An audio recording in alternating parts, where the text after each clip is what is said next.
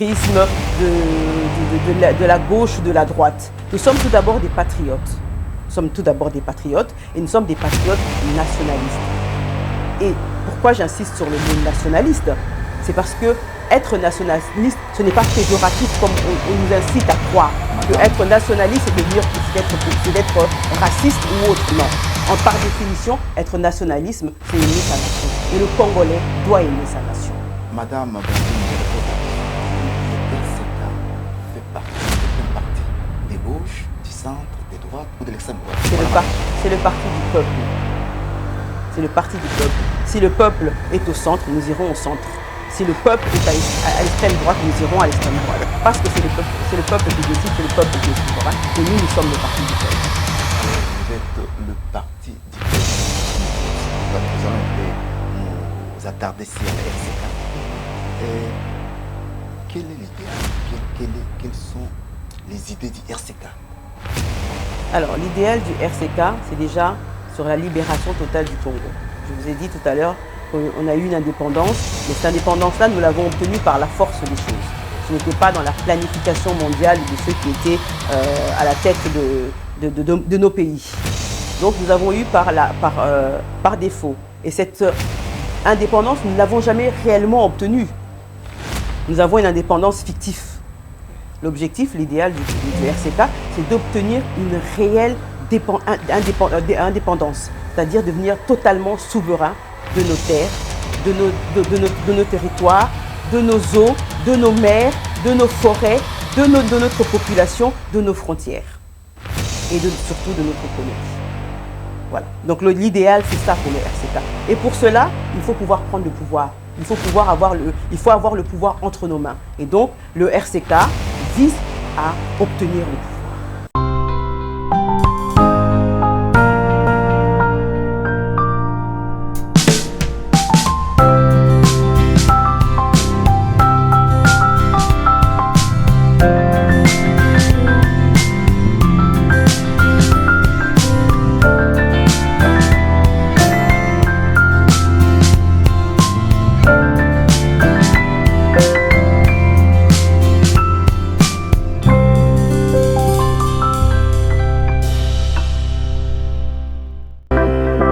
Bonjour, bonsoir, Bana Mbetenge.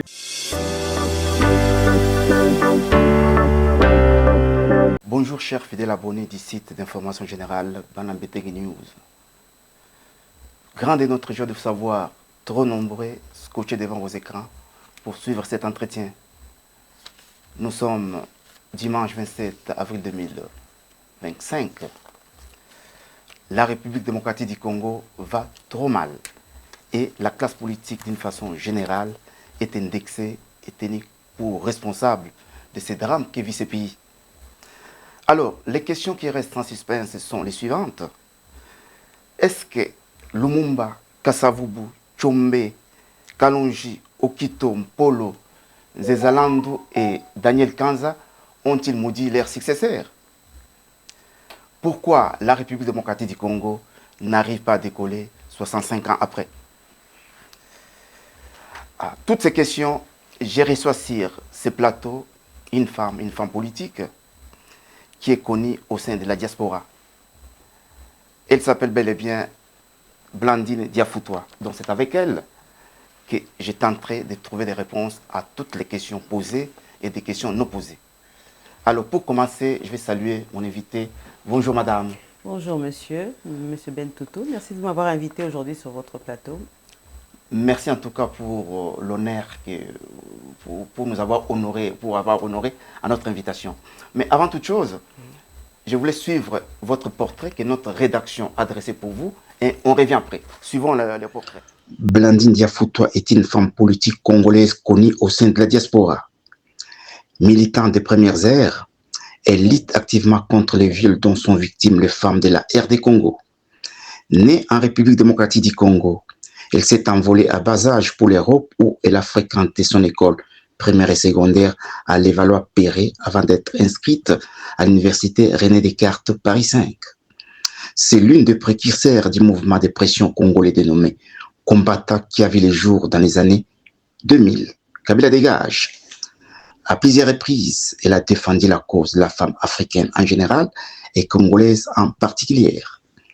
Elle participe à la création du résistant combattant du Congo en sigle RCK avec d'autres amis dont elle est la secrétaire.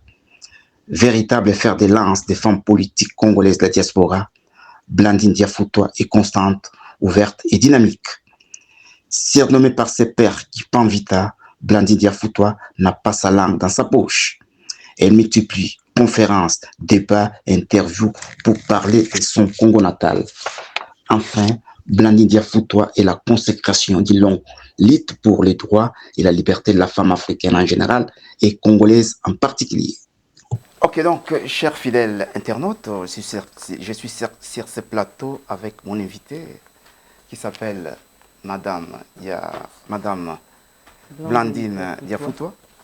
Donc, comme je l'ai dit, c'est avec elle que nous allons décrypter tout justement l'actualité en République démocratique du Congo. J'ai posé pas mal de questions.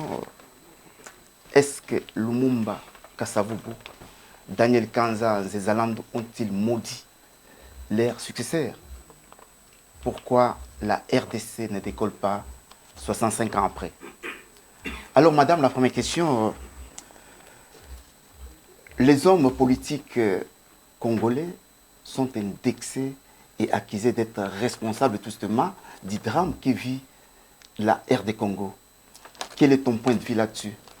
Merci pour cette question. Mon point de vue, il va être simple, hein, il va être clair. C'est que je dirais d'une part oui et d'une part non. D'une part oui, pourquoi? Parce qu'en tant qu'homme politique, en tant que représentant élu d'un peuple, on a une responsabilité face à ce peuple et face à ce pays. Et c'est vrai que dans la responsabilité, il en va de mettre en sécurité une population, de sécuriser un État et de développer surtout cet État. Et beaucoup de nos hommes politiques ont failli. Je dirais non, ils n'ont pas une responsabilité. Pourquoi? Parce que la République démocratique du Congo est un pays particulier. C'est-à-dire? On nous parle de beaucoup de pays dans l'Afrique qui ont connu des situations similaires à la nôtre aujourd'hui. On nous parle de beaucoup de pays qui ont été aussi colonisés par l'Occident. Mais il faut savoir que la République démocratique du Congo est le poumon et la gorge et le cœur du monde. C'est-à-dire que c'est la République démocratique du Congo qui subvient au développement dans tous les domaines du monde entier. Donc nous avons une histoire particulière. C'est-à-dire que la machination qui a été mise en place par le colonialisme, il y a de cela X années, pour ne pas répéter les années que les historiens nous parlent, depuis 1400 à la découverte des Portugais de l'ouest de notre continent, oui, jusqu'à aujourd'hui, l'impérialisme s'est armé d'une stratégie plus féroce en République démocratique du Congo. C'est-à-dire, je m'explique. Premièrement, nous avons eu la découverte de nos richesses. Ces richesses qui ne sont pas seulement des richesses du sous-sol, mais ce sont aussi des richesses culturelles, des richesses humaines.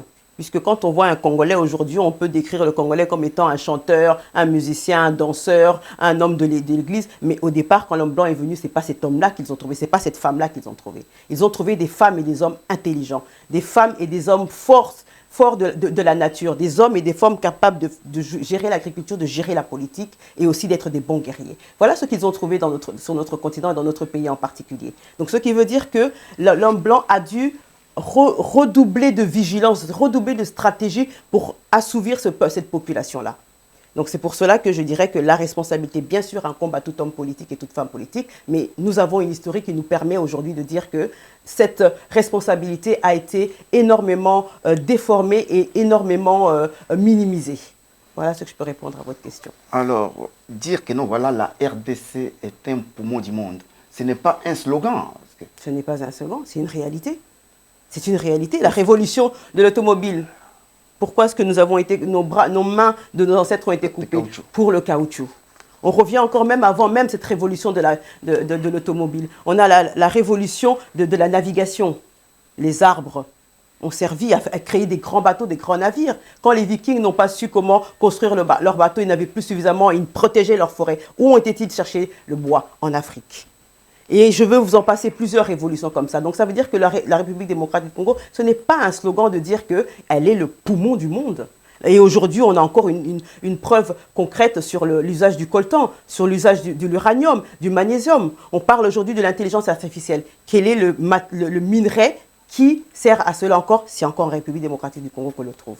Donc c'est encore en République démocratique du Congo qu'on les trouve. Alors, j'ai posé la première question d'entrée de jeu.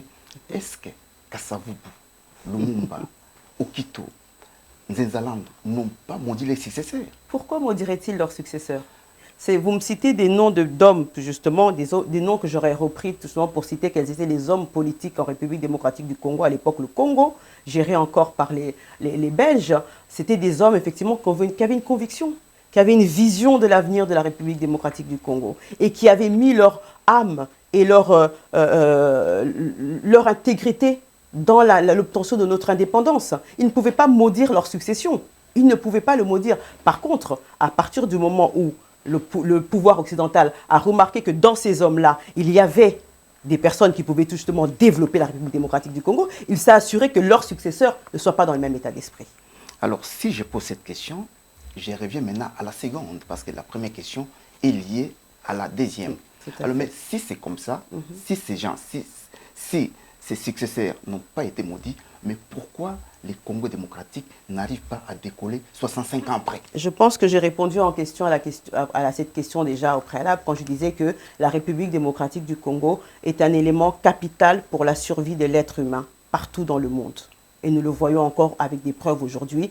À l'époque de notre indépendance, nous avions une dizaine de pays qui étaient tuteurs de la République démocratique du Congo. Oui. Aujourd'hui, nous avons toutes les forces économiques, militaires, et du pouvoir international qui ont mainmise. Même des petits pays comme en Amérique du Sud viennent piocher en République démocratique du Congo. Donc c'est pour vous dire qu'on ne peut pas, mettre la seule responsabilité de l'échec du développement du Congo sur la tête des politiques. Bien sûr que nos politiques, comme je vous l'ai dit précédemment, ont été choisis par la suite. Aujourd'hui, Mobutu était un grand homme, un homme que j'admire. Pas forcément par son éloquence, pas forcément par son charisme, mais par des actes qu'il a posés en République démocratique du Congo. Mais il a été aussi un des hommes placés expressement pour casser cette dynamique qui avait ramené les hommes de la pré-indépendance. Lumumba est mort sous le régime de qui? Sous le pouvoir de qui? De Mobutu. Non, de Kassavubu. Non, de Kassavubu. Kassavubu était le président. Mais Mobutu était qui? Non, Mobutu était un simple colonel. Il n'était pas un simple colonel. Non, parce que Mobutu a accédé au pouvoir en 65. Après avoir fait un coup d'État à Kassavubu. Pensez-vous vraiment qu'à l'époque, Mobutu pouvait faire un coup d'État à Lumumba?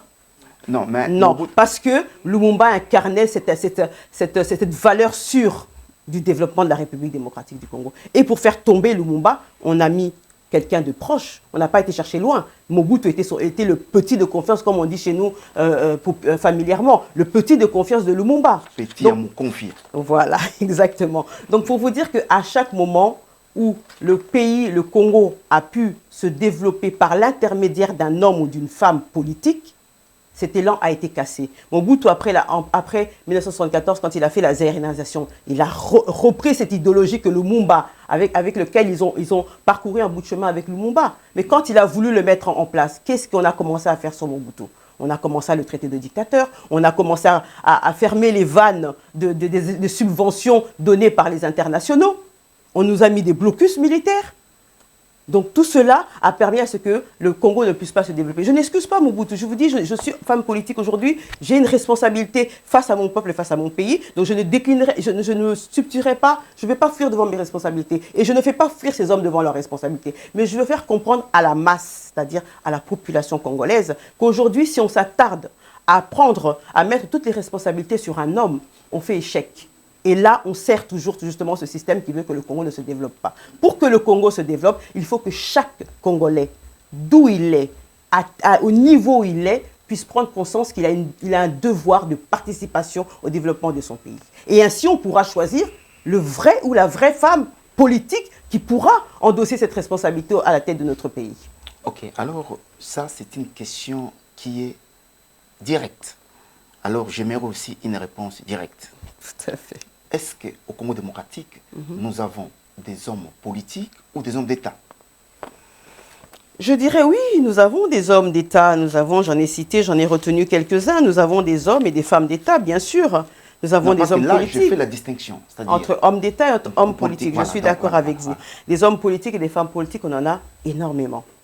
Il y en a beaucoup, puisqu'on regarde aujourd'hui, puis si on a plus de 500 partis politiques, je crois même on est sur les 800, 700 à 800 partis politiques, c'est pas pour rien, c'est parce que tout le monde veut faire de la politique. Donc nous avons des hommes et des femmes politiques. Mais si on peut retenir certains hommes ou certaines femmes d'État, moi je retiens, si je remonte un peu en arrière, je retiendrai donc Kasavubu, je retiendrai bien sûr Lumumba, Mobutu, qui je viens de dire, malgré qu'il a servi en partie la déstabilisation et du développement du pays, Laurent Désiré Kabila, qui avait aussi cette vision issue. Laurent Désiré Kabila aussi fait partie des hommes d'État? Il fait partie des hommes d'État.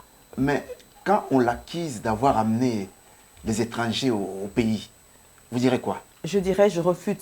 Ça, c'est une mauvaise lecture historique de notre pays. C'est une mauvaise lecture de notre pays. Excusez-moi, madame.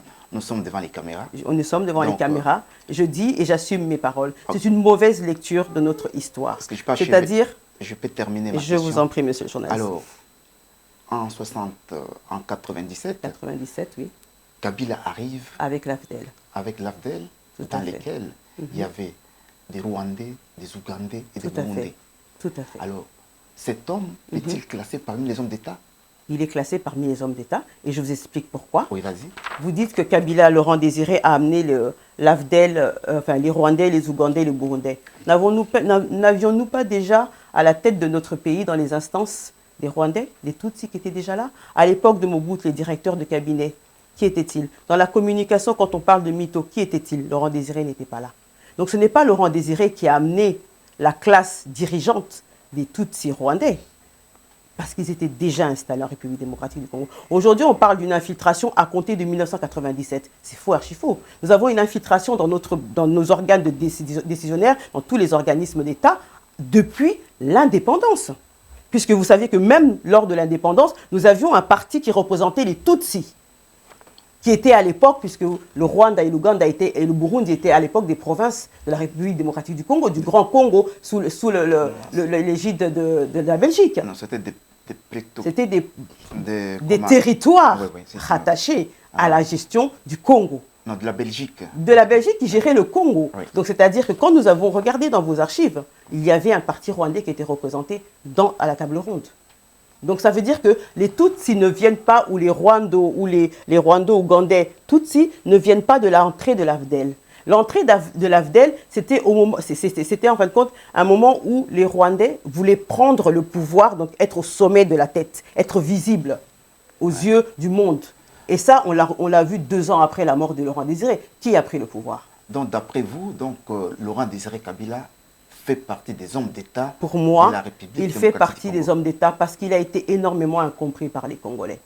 Je pense que ça a été un des premiers hommes qui a assumé qu'il a fait une erreur en étant rebelle. Et quand il est venu à la tête de l'État, il l'a assumé, il l'a dit et il a donné les solutions. Mais les Congolais n'étaient pas prêts à entendre cela. Parce que nous, les Congolais, on a tendance à voir les choses telles qu'on nous le présente, c'est-à-dire à voir au premier degré.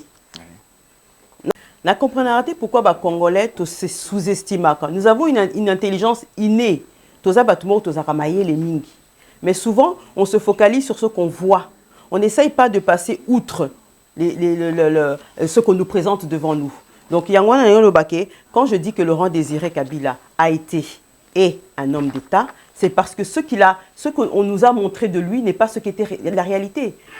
Olobi, tout à l'heure, Tolobi Likambouyaba, les hommes d'État, la plupart d'hommes d'État, la plupart des patriotes, qui étaient dans la vision du développement du Congolais par le Congolais sont morts. Laurent Désiré est vivant aujourd'hui, il est mort. Il a été assassiné. Lumumba est vivant aujourd'hui, il est mort, il a été assassiné. Donc c'est pour vous dire qu'il faut comprendre, il faut savoir analyser et rassembler les éléments que nous avons de par l'histoire. Il ne faut pas tous voir parce que quand on parle de Laurent Désiré venu avec les Rwandais, Roubero était déjà là ou il n'était pas là? Roubero était déjà à Kinshasa quand Laurent Désiré Kabila est arrivé. Laurent Désiré Kabila a amené Joseph Kabila, oui. Il a amené les Kadogo, oui. Mais il n'a pas amené la machine Tutsiland, qui est aujourd'hui responsable de la destruction de notre pays, de la balkanisation et du pillage de nos richesses et des viols et des massacres dans notre pays.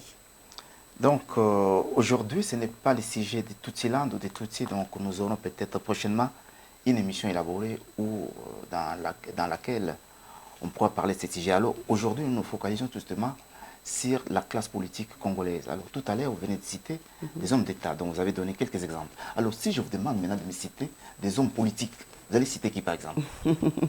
Les hommes d'État, je n'avais pas fini sur les hommes d'État, Oui, mais bon, voilà, on va passer directement aux hommes politiques. Oui. Ben, aux hommes politiques, aujourd'hui, on a le président de l'État de la République démocratique du Congo, Félix Antoine Tshisekedi. Nous avons Vital Kamerhe, qui est un filou aussi de la politique congolaise. Nous avons également M. Mbemba Jean-Pierre, qui est aussi un fin de la politique congolaise. Mais nous avons, ce que je vous le disais tout à l'heure, par rapport aux gens passés, dans les femmes, nous avons Maman Ndouzi Wabombo, oui. nous avons également, à l'heure présent, Mme Akassia Bandoumola, nous avons aussi Mme Eve Bazaïba, et nous avons aussi les femmes de l'ombre, n'oublions pas. Nous avons les femmes des présidents, qui sont des femmes de l'ombre. Antoinette Mobutu a été une femme de l'ombre. Exact. Voilà. Donc, pour ne citer que cela. Il y a aussi Ekila Lyonda. Nous avons aussi Ekila Lyonda, bien sûr, qui fait aussi une femme beaucoup impliquée dans la politique congolaise. Si je vous ai posé cette question, c'est par ironie. Pourquoi par ironie? Parce que donc, je prends un exemple récent. Nous avons des hommes tels que Franck Diongo ou Jean-Claude Vemba. Alors, je l'ai dit parce que j'ai de preuves. Donc, le moment venu, je le mettrai à la place publique. Alors, Franck Diongo, qui demande au président, par l'intermédiaire d'un ancien ministre de l'Intérieur, Peter Kazadi, qu'il voie le président parce qu'il a besoin d'une promotion. Pourquoi? Parce que son ami Bertrand Iwanga a été nommé PCA quelque part. Lui aussi tenait à être PDG dans une société de la place. Il n'a pas pu voir le président. Pourquoi? Parce que le ministre de l'Intérieur a dit, voilà, soumets-moi ton problème, je le transmettrai au président, le moment venu, tu auras ta nomination. Quelques temps après, il ne voyait toujours rien.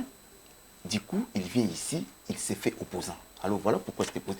Est-ce que ce genre de type peut-il l'appeler homme d'État ou homme politique? On appellerait ça des hommes politiques, puisque Franck Diongo est président d'un parti. Franck Diongo a été député, si je ne m'abuse. Franck Diongo fait de la politique en République démocratique du Congo. Donc c'est un homme politique, mais sûrement pas un homme d'État.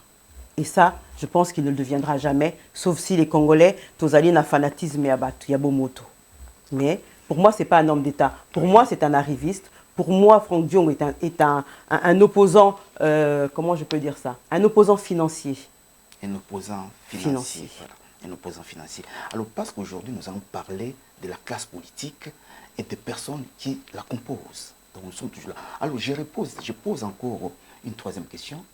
Il y a eu 3 générations ou 4 générations des hommes qui se sont succédés à la tête de ces grands pays au carrefour de 3 sous-continents. C'est-à-dire, il y a l'Afrique centrale, il y a l'Afrique australe et l'Afrique orientale. Tout à fait. Alors, je reviens toujours, parce que jusque-là, je n'ai pas vraiment eu d'éclairage. Pourquoi les Congos n'arrivent toujours pas à décoller 3 générations d'hommes d'État ou politiques après? Voilà. Vous avez eu une réponse que vous ne voulez pas entendre. Oui, je vous ai dit pourquoi est-ce que le Congo n'arrive pas à se développer, oui, à se décoller, à décoller, à devenir un pays émergent, comme on voit aujourd'hui le Rwanda, comme on voit aujourd'hui l'Angola et d'autres pays d'Afrique centrale et d'Afrique du Sud et de l'Est. Voilà. Pourquoi le Congo n'arrive pas à se développer? Parce que d'abord, il y a cette richesse qui nous est, que certains parlent de malédiction, appellent comme une malédiction. Pour moi, ce n'est pas une malédiction, pour moi, c'est une bénédiction. Il y a cette richesse qui intéresse le monde entier. Et deuxièmement, les hommes politiques, et ça je le dis et je le répète, qui ont jusqu'à là gouverné la République démocratique du Congo, n'ont pas été à la hauteur des enjeux politiques de la République démocratique du Congo. Même aujourd'hui, nous avons M. Félix Antoine Tshisekedi qui a réussi dans le deuxième milieu de son deuxième mandat à faire quand même une avancée sur le développement de la République démocratique du Congo. Je ne parle pas du développement économique, je parle du développement politique, c'est-à-dire la démocratie, c'est-à-dire la reconnaissance aujourd'hui de l'insécurité qui se passe à l'est de la République démocratique du Congo et sur certaines avancées structurelles, c'est-à-dire de l'infrastructure, des constructions et autres. Donc à ce niveau-là, même après avoir fait cela, il n'est pas encore arrivé aux enjeux du Congo. Tout simplement, pourquoi? Parce que dernièrement, nous avons vu un accord entre la République démocratique du Congo et les États-Unis. Exact. cet accord-là... On en parlera peut-être à la fin parce que c'est... On rebondira dans ce cas-là à la fin sur cet accord-là. Ouais. Donc par rapport à votre question, si on n'a pas encore réussi, c'est parce que les hommes et les femmes n'ont pas encore été à la hauteur. Ils n'ont pas compris que la République démocratique du Congo est un pays qui est vital pour le monde et que nos ennemis ne sont pas forcément nos voisins les plus proches, mais sont surtout ceux qui nous mettent au pouvoir. Oui. Voilà pourquoi, jusqu'à aujourd'hui, nous n'avons pas encore réussi à monter le développement de notre pays. À une époque, Bazale Kolobake, Mobutu a sali 32 ans quand même au pouvoir. Hein? Oui. 32 ans de pouvoir de Mobutu. Si on compte sur les constructions infrastructurelles qu'il a pu faire, on les compte sur les doigts de la main. Oui. Alors qu'il a fait 32 ans de pouvoir, il aurait pu construire 40 ponts maréchals, il aurait pu construire une centaine d'universités, il aurait pu construire des milliers d'hôpitaux. Il aurait pu faire cela. Il n'y avait rien matériellement qui pouvait l'empêcher de le faire.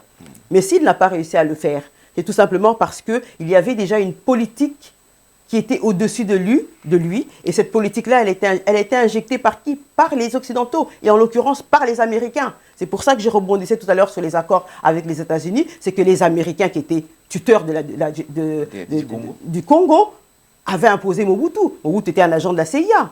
Avant qu'il soit un agent de la CIA, il a été placé en Belgique pour faire ses études de journalisme. Et de là, il a été intronisé dans la CIA. Donc, c'est toujours des personnes sur lesquelles on se dit, même si je vous dis et je répète, je ne veux pas que les Mobutistes, beaucoup et là, ouais, Mobutu. Les Congolais, tous les fanatiques, tous les là, Mobutu, Nabiso, c'était un homme fort et je suis consciente de cela. Et c'est pour ça aussi que je l'admire. Mais nous devons relever les erreurs qui ont été commises par ces hommes politiques, pour que les hommes et les femmes de demain ne puissent pas commettre les mêmes erreurs et qu'enfin on puisse avoir un développement économique et politique dans notre pays. Ok, je suis devant Blandine Diafoutoua, une femme politique connue au sein de la diaspora. Je ne suis pas devant une chroniqueuse ou une musicienne, donc je suis devant une femme politique. Alors, je vous pose cette question en tant que femme politique. Alors, j'aimerais vraiment une réponse succincte. Pourquoi l'égoïsme est à la base de l'homme politique congolais? Alors, pourquoi l'égoïsme est à la base de l'homme politique congolais? Je pense que... Est-ce que vous êtes consciente que voilà, l'homme politique congolais est égoïste? Est-ce que je suis consciente de cet égoïsme? Oui. Je suis consciente que l'égoïsme est propre à l'homme, quelle que soit sa nationalité, quelles que soient ses origines, quelles que soient ses fonctions. Mais moi, je pose maintenant pour l'homme politique congolais. Pour revenir à la République démocratique du Congo, effectivement, les hommes politiques congolais sont des égoïstes parce qu'ils ne pensent qu'à leurs égos, premièrement. Ils ne pensent qu'à leur compte en banque et ils ne pensent qu'à la survie de leur propre famille. Voilà d'où vient l'égoïsme du peuple, du politique congolais. Voilà. Donc je pense que j'ai répondu succinctement à votre question. Ok, donc parce que nous parlons de la classe politique a trahi. Alors, en tant que politique, secrétaire d'un grand parti, faut-il aller chercher des Tanzaniens, des Zambiens ou des Sénégalais pour venir travailler à la place des Congolais au Congo parce que notre classe politique a échoué? Non. Et qu'est-ce qu'il faut faire? Ce qu'il faut faire, c'est de prendre la bonne classe politique. C'est de prendre les bons Congolais. Comment? Notamment moi, notamment le président Sali et notamment d'autres personnes. Nous sommes là. C'est seulement que nous ne prenons pas, je vous l'ai dit tout à l'heure, on ne prend pas les bons hommes et les bonnes femmes politiques, tout simplement. Ils sont là dans les Congolais. Pourquoi aller prendre Je vais rebondir. Pourquoi vous me dites prendre des étrangers? Nous avons eu Joseph Kabila au pays, non? C'est un étranger. On peut dire qu'il a géré, il a développé la République démocratique du Congo? La seule chose que je lui accorde, c'est le fait d'avoir réussi à avoir un code minier. Mais ce code minier n'était pas au profit de la République démocratique du Congo, il était au profit du Rwanda. Voilà. Maintenant, c'est à la politique d'aujourd'hui, au gouvernement d'aujourd'hui, de pouvoir capitaliser sur ce code minier-là, avec ses accords avec les États-Unis, de pouvoir maintenir ce niveau de code minier et pour qu'il puisse servir à la République démocratique du Congo. Donc ce n'est pas faute d'avoir pris des étrangers, comme vous dites. Oui. Ce n'est pas faute de les avoir pris. Joseph Kabila était là. Mais pour moi, je suis convaincu, mais complètement persuadé, qu'un Congolais ou une Congolaise à la tête du pays est capable de développer le Congo. Maintenant, choisissons la bonne personne. Ok, donc si je comprends bien, c'est parce que les dirigeants n'arrivent pas à choisir des bonnes personnes à des places qu'il faut. Voilà pourquoi le Congo est en train de patauger. Tout à fait. Ok, ça va donc. Passons à une autre question. Alors, je vous pose une question. Pourquoi avoir créé les RCK, Rassemblement des combattants du Congo? Pourquoi Je vais avoir créé ça? rectifier, résistants combattants voilà, du Congo. voilà, résistant. Le Voilà. RCK. Oui, RCK, voilà. Alors, pourquoi nous avons créé le RCK? Le RCK, comme j'ai dit, c'est un mouvement de pression, résistant combattant du Congo. Les mots, les sigles est clair, hein? Résistant combattant du Congo. Nous résistons à un système d'oppression, à un pouvoir d'oppression qui était celui de Joseph Kabila, maintenu au pays chez nous pendant plus de 18 ans. Nous combattions ce système dans les volets de l'antivaleur, dans le volet des massacres, dans le volet politique, dans le volet social. Et nous sommes du Congo, parce qu'il faut remettre les choses à sa place. Aujourd'hui, on parle du Congo avec un C. Le Congo s'écrit avec un K.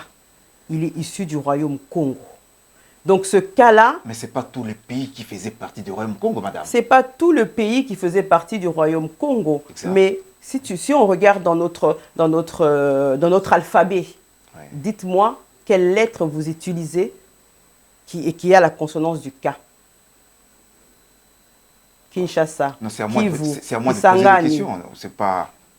C'est à moi de poser des Je questions. vous repose la question également, puisque vous me dites que le Congo, ce n'est pas tout le monde qui était sous le régime du royaume Congo. Le royaume Congo a été redéfini. Le Congo, avant cela, faisait partie... Les Belges, quand ils sont arrivés, vous saviez qu'avant... Est-ce que les Congolais savent qu'avant que nous soyons sous la gestion du Congo, nous avons été une colonie allemande? Allez retrouver dans les archives allemandes, vous verrez que le Congo est écrit avec un K. Oui, vas-y. Voilà. Ouais. Parce qu'ils ont respecté cette étymologie orthographique qu'ils ont trouvée chez nous au Congo. Exact, oui, Donc, le Congo est d'abord un pays. C'est pour ça que nous avons, excusez-moi, repris le RCK avec le K pour bien signifier que nous avons reconnaissance de les origines de notre pays et que nous sommes en adéquation spirituelle et physique avec nos ancêtres. Pourquoi nous avons créé le RCK? C'est parce que dans les années, on va dire, fin 2009, 2010, oui. Les Congolais, il y a eu un sursaut d'éveil du peuple congolais. Ce sursaut d'éveil du peuple congolais n'était pas seulement dû au mouvement des combattants qui est né de ce sursaut. Il était dû d'abord au fait qu'en République démocratique du Congo, donc toujours sous la présidence de Joseph Kabila qui avait pris le pouvoir de 2001 jusqu'à 2018, oui. a connu des épisodes de massacres, de guerre, de rébellion, de massacre de la population, des viols utilisés comme armes de guerre, oui. Et de la balkanisation de notre territoire à l'est de la République démocratique du Congo. Et parce que aussi, il a connu aussi des hommes politiques et des musiciens qui venaient ici en France faire la propagande en France ou en Belgique ou ailleurs dans l'Europe entière, faire la propagande de ce monsieur. Et c'est pour cela que les Congolais de la diaspora ont pris conscience qu'il était temps qu'on sorte de cette distraction, qu'on sorte de cette idée que ici nous allons venir en France, on va mourir ici. Non, on a un pays, on a laissé des parents, on a laissé des enfants. Donc, on se devait de regarder derrière, comme on dit, un rétroviseur qui nous rappelle d'où nous venons. Et c'est de là est né le sursaut des Congolais. Et de ce sursaut est né le mouvement des combattants, oui. Dont fait partie le RCK, dont le RCK, je pourrais dire, est parmi les initiateurs. Puisque vous le saviez, pendant cette période de 2010 jusqu'à 2018, le RCK a été un des mouvements pilotes de ce mouvement-là. Donc on est né, pourquoi? Parce que justement, on lutte contre ces antivaleurs. Tout simplement parce qu'on veut que le Congolais prenne conscience de son devoir. Nous avons des devoirs en tant que Congolais, des obligations comme on dit. Nous ne pouvons pas obtenir des droits si nous ne faisons pas d'abord notre devoir. Et le devoir du peuple congolais, c'est de défendre sa patrie. Le devoir du peuple congolais, c'est de défendre sa patrie. Alors, une question de curiosité. Oui. Les RCK, nous parlons ici des RCK comme un parti politique et non comme un mouvement de pression. Alors, les RCK est un parti de gauche, du centre, de droite, de l'extrême droite? Cette question nous a souvent été parlée. Aujourd'hui, effectivement, le RCK de 2010 jusqu'à 2019, nous étions un mouvement de pression dans la diaspora. Et en 2020, nous sommes mieux, en février 2020, nous sommes mieux en parti politique en République démocratique du Congo. Et à ce titre, effectivement, nous pouvons prétendre être dans une tendance. Moi, j'ai toujours tendance à dire, et le président Sali, sous réserve bien sûr de son approbation, de dire que le Congolais ne doit pas forcément s'inspirer du modèle politique de l'Occident, de parler de ce centrisme de la gauche ou de la droite. Nous sommes tout d'abord des patriotes. Nous sommes tout d'abord des patriotes et nous sommes des patriotes nationalistes. Et pourquoi j'insiste sur le mot nationaliste? C'est parce que être nationaliste, ce n'est pas péjoratif comme on nous incite à croire. Que être nationaliste, c'est d'être raciste ou autre. Non. Par définition, être nationalisme, c'est aimer sa nation. Et le Congolais doit aimer sa nation. Madame Blandine, je repose la question. Oui. Le RCK est un parti de gauche, du centre, de droite ou de l'extrême droite? C'est le parti du peuple. C'est le parti du peuple. Si le peuple est au centre, nous irons au centre. Si le peuple est à l'extrême droite, nous irons à l'extrême droite. Parce que c'est le peuple qui décide, c'est le peuple qui est souverain. Et nous sommes le parti du peuple. Alors, vous êtes le parti du peuple, parce que nous allons un peu nous attarder sur le RCK. Et quel est l'idéal ou bien quelles sont les idées du RCK? Alors, l'idéal du RCK, c'est déjà sur la libération totale du Congo. Je vous ai dit tout à l'heure qu'on a eu une indépendance, mais cette indépendance-là, nous l'avons obtenue par la force des choses. Oui. Ce n'était pas dans la planification mondiale de ceux qui étaient à la tête de nos pays. Oui. Donc nous avons eu par défaut. Et cette indépendance, nous ne l'avons jamais réellement obtenue. Nous avons une indépendance fictive. L'objectif, l'idéal du RCK, c'est d'obtenir une réelle indépendance, c'est-à-dire devenir totalement souverain de nos terres, de nos territoires, de nos eaux, de nos mers, de nos forêts, de notre population, de nos frontières et surtout de notre économie. Voilà. Donc l'idéal, c'est ça pour le RCK. Et pour cela, il faut pouvoir prendre le pouvoir. Il faut avoir le pouvoir entre nos mains. Et donc, le RCK vise à obtenir le pouvoir en République démocratique du Congo. Les RCK visent à obtenir le pouvoir. Alors pourquoi je pose cette question de savoir si les RCK s'est situé justement de quel côté justement des grands courants politiques du monde? Alors là, vous avez échappé, vous n'avez vraiment pas répondu à la question. Alors on passe tout de même. Alors, en tant que femme politique, le Congo a plus de 1000 partis politiques. Alors, si je vous demande votre lecture à propos de cette multitude de partis politiques, un commentaire? La réponse, elle est simple. Je vous ai dit tout à l'heure, je vous ai parlé d'opposants financiers. La majorité de ces partis politiques sont des partis qui sont des partis fantômes. Et sont des partis qui sont là pour pouvoir bénéficier de la subvention de l'État donnée aux partis politiques et aussi des hommes politiques qui sont à la tête de la plupart de ces partis politiques. Je vais vous donner un exemple simple. Aujourd'hui, on parle de l'UDPS parce que c'est le pouvoir en place, mais l'UDPS a plusieurs ailes de partis politiques. Il y a plusieurs membres de l'UDPS qui ont créé plusieurs partis politiques qui, en réalité, ne sont tous rattachés à l'UDPS. On va parler aujourd'hui du parti de qui je pourrais donner comme opposant, on va dire Jean-Pierre Mbemba, MLC, qui a le parti politique MLC, mais qui a plusieurs sous-partis. Et c'est comme ça que tous les hommes politiques que nous voyons, Bahati et compagnie, ont tous des petits doublons de partis politiques qui servent tout simplement à pouvoir conquérir l'ensemble de la population et au moment idéal, au moment des élections, de pouvoir rassembler tous ces partis derrière un seul. Ok, Maman Blandine Diafoutoua, donc je vous pose cette question. En étant femme politique, au Congo démocratique, il y a une multitude de partis politiques. Alors, en tant que femme, surtout dans ces domaines, si je vous demande votre lecture, vu la multiplicité des partis politiques, quelle sera votre réponse? Alors, ma réponse serait tout simplement de dire que 1000 partis politiques au Congo, 800 ou 1000 à peu près, les chiffres ne sont pas exacts, c'est trop, c'est énorme. Comment est-ce que le message de chacun de ces partis peut être audible? Comment est-ce que chacun de ces partis peut vraiment mobiliser sur un idéal, sur un projet de société? C'est pas faisable. Donc pour moi, dans ma conception, c'est de réduire le nombre de partis politiques. Puisque nous savons que la majorité des partis politiques, en réalité, ne sont pas des partis politiques. Ce sont des partis fantômes qui ne sont là que pour servir un ou deux ou trois, quatre groupes de partis politiques qui se permettent de s'étendre sur l'étendue de la République démocratique du Congo. Et non réellement des partis politiques. Donc ce sont des partis politiques vides. Donc en réduisant déjà les partis politiques qui sont des partis fantômes, on va réduire énormément le nombre. Je pense que même, si je ne m'abuse, on passera de 1000 à 500. Donc, on passera de 1000 à 500. Alors, je profite justement de votre présence sur ce plateau, étant vice-président du RCK. Votre parti est accusé, à tort ou à raison, comme un parti mallette faisant partie du PPRD. Votre réaction? Naseka, Bolimbi Sangai. Nous sommes Le devant les RCK, caméras. nous sommes devant la caméra et je suis devant le peuple congolais et je suis devant le monde entier. Le RCK, les résistants combattants du Congo, a été le mouvement, le parti qui a combattu le plus le pouvoir de Joseph Kabila. Quand je parle du pouvoir de Joseph Kabila, c'est en commençant par lui-même.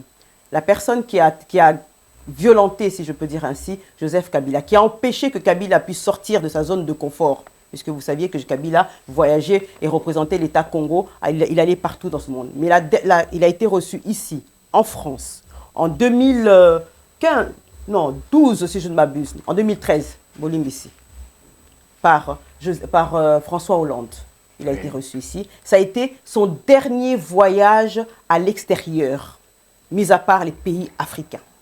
Joseph Kabila n'est jamais revenu dans l'Europe. Demandez-vous pourquoi Joseph Kabila n'est jamais venu en Europe. En tant que président? En tant que président. Ok. Voilà.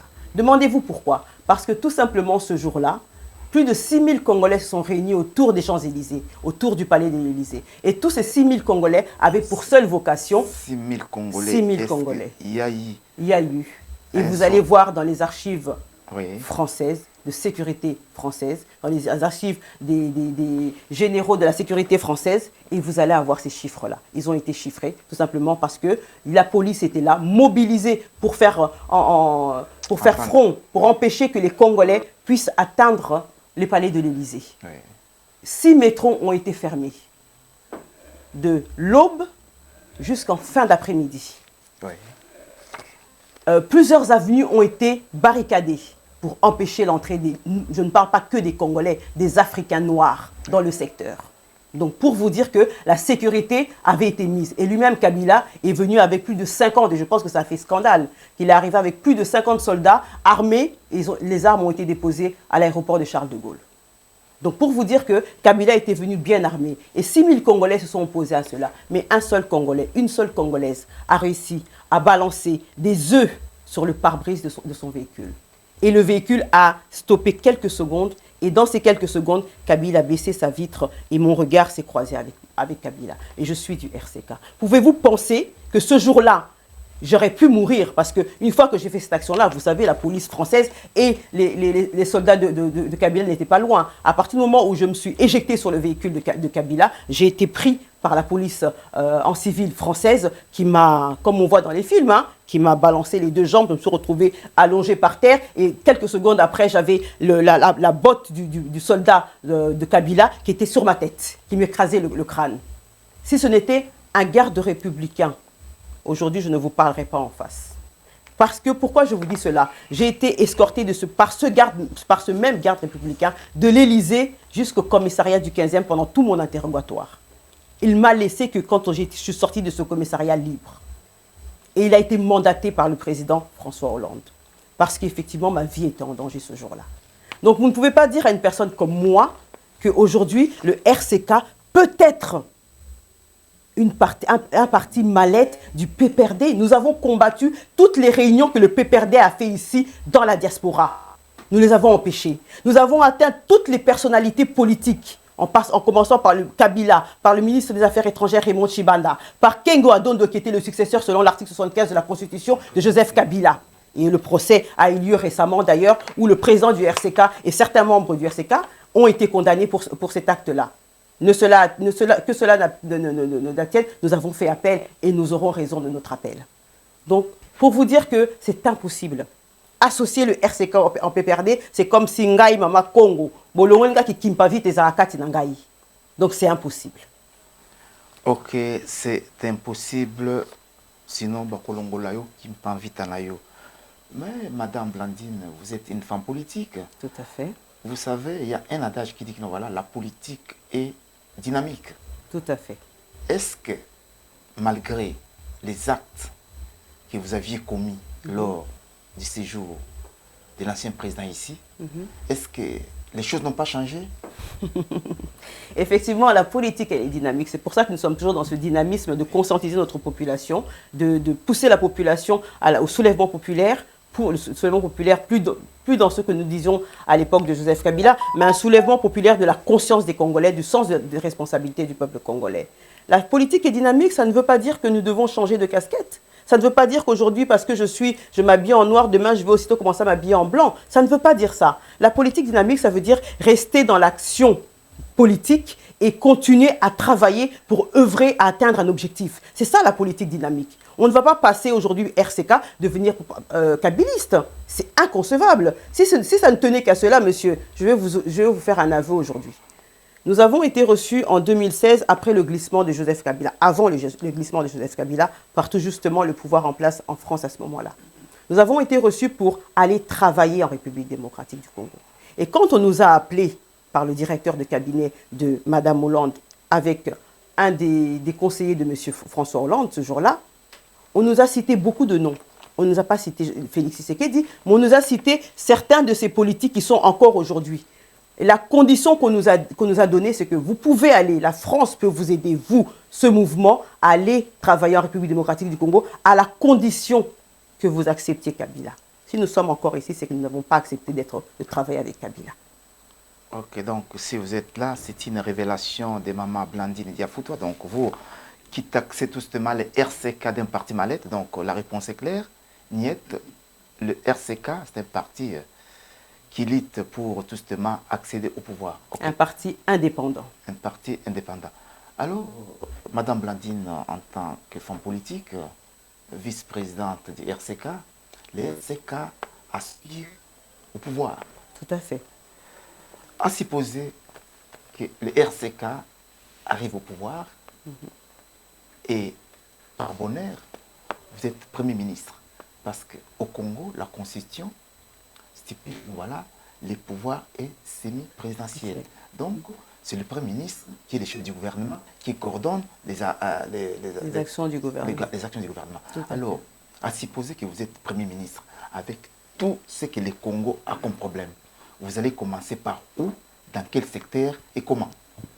Alors, merci pour cette question. Ça nous permet effectivement de montrer quel est le projet de société du RCK. À cette question, je répondrai ceci. Le Congo est un pays qui a multitude de problèmes. Mais l'un des premiers problèmes de la République démocratique du Congo, c'est un problème sécuritaire. Le deuxième est un problème économique. Pour pouvoir régler ces deux problèmes, il faut d'abord commencer sur les lois. Nous avons une constitution qui a été votée en 2006, enfin quand je dis votée, qui a été validée par l'Assemblée nationale, par le Sénat et qui est passée par un faux référendum de la population. Donc une constitution qui est mise en vigueur en République démocratique du Congo de 2006, taillée sur mesure pour pouvoir satisfaire les besoins du système de la Tutsi-Land. Je vous donne juste un article de cette constitution, l'article 217 de la constitution qui dit, puisque c'est la situation actuelle. Vous avez la constitution avec vous? Je n'ai pas la constitution avec moi, mais je l'ai dans mon portable. Oui. Cet article 217 de la constitution dit que la République démocratique du Congo peut et doit concéder une partie de son territoire en cas de conflit dans l'est de la RDC, de l'Afrique centrale. Pardon. Oui. C'est la situation actuelle. Nous avons un conflit à l'est de la République démocratique du Congo. Nous avons une annexion des pays voisins, notamment le Rwanda, au sein du territoire congolais. Et actuellement, il y a des accords qui sont mis en place pour pouvoir tout justement concéder une partie pour obtenir la paix. Et cet article 217 est la définition des accords de l'Émirat, signés à l'époque par Laurent Désiré Kabila, qui n'était pas encore président de la République du Congo. Voilà déjà un des premiers articles, et il y en a des multitudes dans notre Constitution, qui nuit non seulement à l'intégrité territoriale du Congo, mais aussi à la survie du peuple congolais, puisqu'il permet une extermination de la population, donc un déplacement, c'est pour ça que nous avons énormément de déplacés, c'est pour cela que nous avons plus de 15 millions de morts, parce qu'il fallait vider cette zone de Congolais et la remplacer par d'autres populations. Donc, j'irai dans le changement de la Constitution tout d'abord. Passer à une quatrième république. Ça, c'est primordial pour pouvoir refonder les lois qui régissent notre pays. Ça permettra de reprendre les lois organiques qui gèrent l'Assemblée nationale et qui gèrent le Sénat. De revoir aussi la composition des provinces. puisque nous sommes passés de 11 provinces à l'époque de Mobutu. Mobutu nous a laissé 11 provinces, Kabila est venu avec 26 provinces. Tout cela sert à la balkanisation. Donc nous allons mettre un premier stop par rapport à ça. Deuxièmement, par rapport à, à ce que nous pourrons faire au lendemain, c'est tenir compte d'abord du peuple congolais. C'est vrai que ce slogan aujourd'hui sonne faux, parce que le peuple d'abord a tellement été dit, ce slogan a tellement été dit et très peu mis en place que c'est vrai que ça peut sonner faux. Mais notre priorité, c'est le peuple congolais. Parce que la première des armées, c'est la population, c'est un peuple. Si ce peuple-là est armé psychologiquement, intellectuellement, sanitairement, nous avons gagné toutes les guerres. Voilà pourquoi notre deuxième volet, ça sera sur la population. Votre deuxième volet sera sur la population. Bon, effectivement, ça c'est un chapitre vraiment très vaste. Nous ne pourrons pas en tout cas... Et bien sûr, et le projet de société du RCK est immense. Il a été élaboré par plusieurs personnes, plusieurs intelligences congolaises, aussi bien venues de l'Europe que de l'Afrique. Ok, donc, chers amis internautes, nous acheminons lentement mais sûrement vers la fin de cet entretien, mais ce n'est pas encore fini parce qu'il nous reste une ou deux questions que j'aimerais poser à la vice-présidente justement de RCK qui est si heureuse. Alors, Madame Blandine, pouvez-vous nous expliquer comment peut-on passer d'un combattant, c'est-à-dire quelqu'un qui fait partie des mouvements de pression, à un homme politique? Ça s'est fait comment? Un mouvement de pression ou un combattant se bat pour un idéal. Exact. Il se bat pour qu'un changement social ou politique puisse s'opérer. Maintenant, quand on se bat, il faut pouvoir garantir, puisque quand un mouvement de pression se crée, il a derrière lui toute une population dans laquelle naît des espoirs. Donc, pour que ces idéaux puissent être mis en place, puissent vraiment exister au lendemain de ce combat, il faut que les hommes et les femmes qui ont pris part à ce combat puissent intégrer les organes pour pouvoir assurer tout justement. Nous l'avons vu avec, ici en France, puisque nous sommes en France, à l'aube de la guerre 40-45, les résistants combattants français sont devenus tous des politiques. Et nous avons eu à la tête de ce pays François Mitterrand, qui était un résistant, qui le revendiquait avoir été un grand combattant à l'époque de cette guerre où les Allemands les avaient annexés. Donc ce n'est pas incompatible de passer de combattant à homme politique. C'est tout simplement une continuité évidente. C'est vraiment une continuité évidente. Alors, l'avant-dernière question, Madame Blandine, parce que tout au cours de cet entretien, on a beaucoup plus parlé des hommes politiques et des hommes d'État congolais. Alors, je me rappelle, à l'époque, Abdoulaye Wade, opposant à Abdou Diouf, était venu pour une médiation entre Mobutu, à l'époque d'Isaïr, et puis Mobutu, et puis l'opposition. Mais après avoir échoué sa médiation, à la sortie, Abdoulaye Wade, devant la presse, a fait cette déclaration aux Zaïre. Les Zaïre n'a ni des hommes qui ont la culture démocratique, ni politique. Alors, si je vous demande, quelques années après, votre réaction par rapport à ces déclarations, vous direz quoi? Je pense d'abord que M. Abdoulaye Wade ne ferait plus ce même discours aujourd'hui. Parce qu'après cela, il est devenu président du Sénégal. Et donc, il a compris quelle était la gestion de la vie politique, quelle était la gestion de l'État. Donc, je pense qu'aujourd'hui, il ne dirait pas cela. Mais pour rebondir sur ses propos, c'est tout simplement, c'est que déjà, le mot démocratie, pour moi, la démocratie n'a pas une définition universelle. La démocratie est propre à chaque peuple et à chaque civilisation. La démocratie française, dans laquelle l'école... Ça, c'est d'après vous ou bien c'est... C'est une généralité. Abdoulaye Wade a été formé à l'école française avec la méthodologie de la démocratie française, à la française. Nous sommes au Congo, en 91, si je ne m'abuse, conférence nationale épiscopale avec Mobutu. Ouais. Suite à ça, Étienne Tshisekedi est nommé Premier ministre. Donc nous avions nos problèmes internes et nous avions aussi nos problèmes externes. Donc à ce niveau-là de la vie politique d'Abdoulaye Wade, il n'était pas en position de dire qu'il n'y avait pas d'homme qui avait la culture démocratique. Il n'était pas en position de dire qu'il n'y avait pas d'homme politique. Lui-même qui était à l'époque opposant à Abdou Diouf, si je ne m'abuse, oui. Il ne pouvait pas parler de ce qu'il ne connaissait pas, tout simplement. Moi, je vous ai dit tout à l'heure qu'il y a des hommes politiques en République démocratique du Congo. Seulement, ce n'est pas forcément ceux qui nous sont présentés devant nous.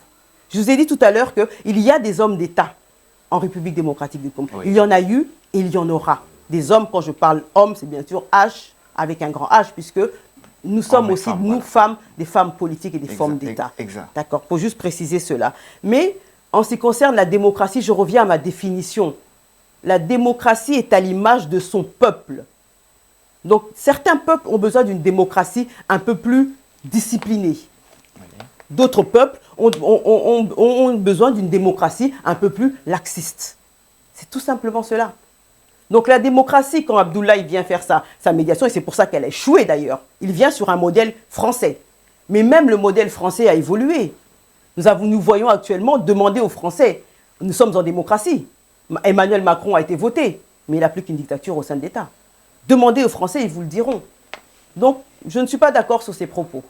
Donc, vous n'êtes pas d'accord sur ces propos. Alors, je demande à notre réalisateur, justement, s'il peut nous ajouter même ne fût-ce que 5 minutes, afin qu'on puisse épuiser toutes ces questions. Alors, j'ai une dernière question, mais avant celle-là, je vous pose une question au hasard. Alors, ici, au sein de la diaspora congolaise est accusée de tous les noms d'oiseaux au pays. Une diaspora incompétente, une diaspora qui ne maîtrise rien.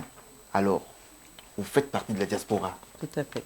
Alors, lorsque vous êtes indexé au pays comme une diaspora incompétente, votre réaction? Ma réaction d'abord est de dire à mes compatriotes de la diaspora qui ont été prendre le pouvoir, que ce soit au pouvoir aujourd'hui de Félix Tshisekedi ou même à l'époque de Laurent Désiré Kabila, Oui. de ne pas avoir suffisamment compris quelle était l'importance de la diaspora. Oui. Nous sommes une force économique. Pendant des décennies, nous avons nourri ce pays.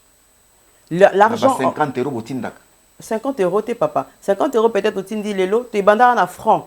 Là-bas, francs, déjà, on envoyait de l'argent à nos familles. On subvenait aux besoins scolaires, sanitaires, festifs, tous les besoins de nos familles. Et encore, on pouvait encore élargir par le biais de certaines associations. Moi-même, j'ai été cofondatrice de l'association appelée Association Pakajuma en 1995, pour lequel on envoyait des dons en République démocratique au Congo, où on arrivait, c'était sur la commune de Lingwala, où on distribuait de la nourriture et des vêtements sur au moins 6 rues de la commune de Lingwala. Donc pour vous dire que nous sommes une force économique en tant que diaspora. Mais malheureusement, arrivé au pouvoir, nous avons cédé à la tentation de la corruption.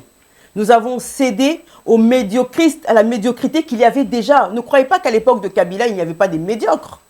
Il y avait déjà des personnes qui ne travaillaient que pour leur ventre. Et c'est ça notre erreur. Maintenant, c'est à nous qui sommes restés dans la diaspora, qui sommes encore dans la diaspora, qui sommes voués à aller au pays, à travailler, de redorer cette image-là. La diaspora ne pourra jamais être l'ennemi de l'autochtone. Au contraire, c'est par notre amour que nous nous sommes battus, que nous sommes devenus combattants. C'est pour l'amour de nos compatriotes restés au pays. C'est par le besoin de les développer, de les voir sortir de cette misère que nous avons fait des emprunts bancaires ici pour pouvoir investir dans notre pays. Donc la volonté sincère de la diaspora, elle y est. Seulement, certains ont cédé à ce système qui fait qu'aujourd'hui, la corruption est un noyau dur de la déstabilisation de notre pays. Oui, la corruption fait défaut au pays. Donc, chers amis internautes, la télévision, c'est l'État. Nous sommes presque à la fin, hein? Je ne pourrais terminer cet entretien sans poser cette question. Madame Blandine, tout récemment, la République démocratique du Congo vient de signer des accords de principe, justement, au niveau de Washington, entre le Congo et le Rwanda pour la cessation de la guerre. Tout à fait. Alors, vous, en tant que femme politique, quelle est votre lecture face à cette signature ces accords de paix? Alors, ma lecture face à cette signature, déjà, je tiens tout de même à remercier le président Félix Tshisekedi pour son avancée diplomatique et politique à ce niveau-là, puisque nous savons que pendant plus d'une dizaine d'années, les combattants ont décrié qu'à la tête de la République démocratique du Congo, nous avions un président sanguinaire et qui massacrait la population congolaise et qui pillait la richesse du Congo et qui ne reconnaissait pas tout justement le massacre de cette population. Mais aujourd'hui, avec le président Félix, nous avons pu maintenant avoir un État, l'État congolais, qui décrit tout justement ces massacres de la population, cette annexion de l'Est de la République démocratique du Congo et également ces millions de morts. Donc, pour cette avancée-là, nous pouvons remercier sa stratégie diplomatique. Aujourd'hui, un accord est signé pour obtenir la paix. Mais nous ne pouvons pas avoir la paix à tout... Comment je peux dire ça? Je vais reformuler ma réponse. Nous ne pouvons pas redevenir des esclaves uniquement pour avoir la paix. Les accords qui ont été signés avec les Américains, ce sont des accords qui auraient pu être signés avec toute autre force politique du monde, avec la Russie, avec l'Asie, avec la Chine, par exemple, avec l'Europe, avec même l'Amérique du Sud, avec toutes les forces internationales. Félix Tshisekedi a choisi volontairement ou involontairement, ou poussé par la force des choses, de faire avec les Américains. Nous savons, en étant panafricanistes, que nous luttons, nous luttons contre le néocolonialisme. Et les États-Unis incarnent cet impérialisme. Ce sont les États-Unis qui ont armé Paul Kagame, le Rwanda et l'Ouganda pour pouvoir nous attaquer.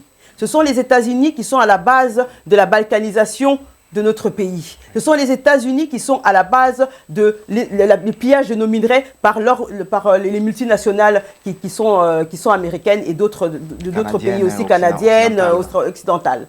Voilà, donc aujourd'hui, les États-Unis, voyant que leur petit poulain, Paul Kagame, ne peut plus les cacher, se sont mis en avant tout simplement. Et c'est monopoliser la gestion du Congo, encore une fois de plus, au profit d'une seule force. Le Congo, je le répète et je le dirai, en termes d'économie, en termes d'échange commercial, nous n'avons pas d'ennemis, nous n'avons pas d'ennemis.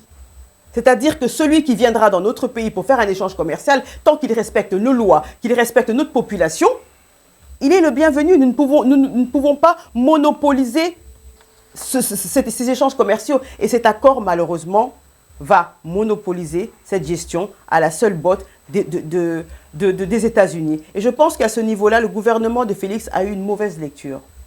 Vous savez, pendant des décennies, il y a eu une balance, un équilibre international entre l'Ouest et l'Est. Et pendant un moment aussi, cet équilibre a été complètement cassé et nous avons vu l'Ouest prendre le pouvoir partout. Mais aujourd'hui, nous avons la chance, si je peux dire ça ainsi, que l'Ouest soit déstabilisé et que l'Est reprenne aussi de sa force. Nous, le Congo, nous n'avons à prendre parti d'aucun côté, ni à l'Est, ni à l'Ouest. Nous devons regarder nos intérêts. Et nos intérêts nous disent que donner la gestion de nos minerais aux Américains est une erreur. Parce qu'aujourd'hui, elle apporte la paix, soit, mais est-ce qu'elle sera à la hauteur de faire reconnaître le génocide de la République démocratique du Congo? Parce que nous avons un génocide. 15 millions de morts, c'est au-delà de la Shoah à 6 millions, c'est au-delà du génocide rwandais de 600 000 personnes, c'est au-delà du génocide afghan. Est-ce que ces accords vont faire reconnaître ce génocide et demander réparation de toutes ces femmes violées, de tous ces morts, même à posthume? Je mets au défi le gouvernement de Félix Tshisekedi de pouvoir le faire. Ok, donc, chers internautes, nous sommes à la fin de cet entretien, un entretien riche en tout cas en révélations. Donc, Maman Blandine, en tout cas, a dépeint la situation politique du Congo et son animateur principal. Mais avant tout cela, que je puisse clore, un dernier mot, Maman, et puis je clôture. Alors, pour le dernier mot de la fin, je remercierai bien sûr, je vous remercierai vous ainsi que toute l'équipe de la régie de m'avoir accueilli sur ce plateau. Et je voudrais adresser un message à nos chers compatriotes congolais de la diaspora. Le renouveau, le ressourceau des combattants d'aujourd'hui, cette jeunesse qui porte l'étendard de la République démocratique du Congo, leur dire que les anciens combattants et les nouveaux combattants doivent être main dans la main pour pouvoir arriver à vraiment libérer notre pays. Même si aujourd'hui nous avons sur la table des négociations la République démocratique du Congo, l'AFC et M23 de Corneille Nangaa, Kabila et compagnie et Kagame, le combat ne s'arrête pas. Le combat ne s'arrête pas. Ce n'est qu'une bataille que nous venons certes de gagner et pas en totalité, mais la guerre continue. Parce que l'Occident, l'impérialisme qui aujourd'hui est au plus bas économiquement, a toujours besoin du Congo. Donc, ce qui veut dire qu'il continuera à recréer d'autres milices, d'autres rebelles à l'est de la République démocratique du Congo. Mais pas seulement à l'est, parce que la richesse du Congo n'est pas seulement à l'est. La richesse du Congo est sur l'étendue même de toute la République démocratique du Congo. Donc, aujourd'hui, c'est à l'est, demain, ça pourra être à l'ouest, demain au nord et après-demain au sud. Donc, nous devons rester mobilisés, tous ensemble, bâtis comme un homme et une femme, pour pouvoir arriver à la fin de cette bataille, de cette guerre. Et bien sûr, je salue tous les membres du RCK, partout où vous êtes. Maman Blandine, votre vice-présidente, est toujours là pour porter haut et fort le message de la libération totale du Congo. Et je salue bien sûr mon président, Jean-Martin Salibongengue. Ok, chers amis internautes, merci, mais je ne pourrais terminer sans dire un grand merci tout simplement à l'équipe technique qui m'a aidé à réaliser cet entretien. Donc, je vois le PDG Edino Image, je vois Willy, je vois Charles Christian, je vois Jiki Mavuela, sans oublier Jeannette Malangui, Lixon Kangi, MK Mouswaili, Mathéus Lissomba, Wazule et puis Moïse Motato, F. Diana Image. Alors, quant à moi, votre journaliste Bentoutou, je vous retrouve prochainement dans un nouveau numéro. Portez-vous bien et à la semaine prochaine. Au revoir.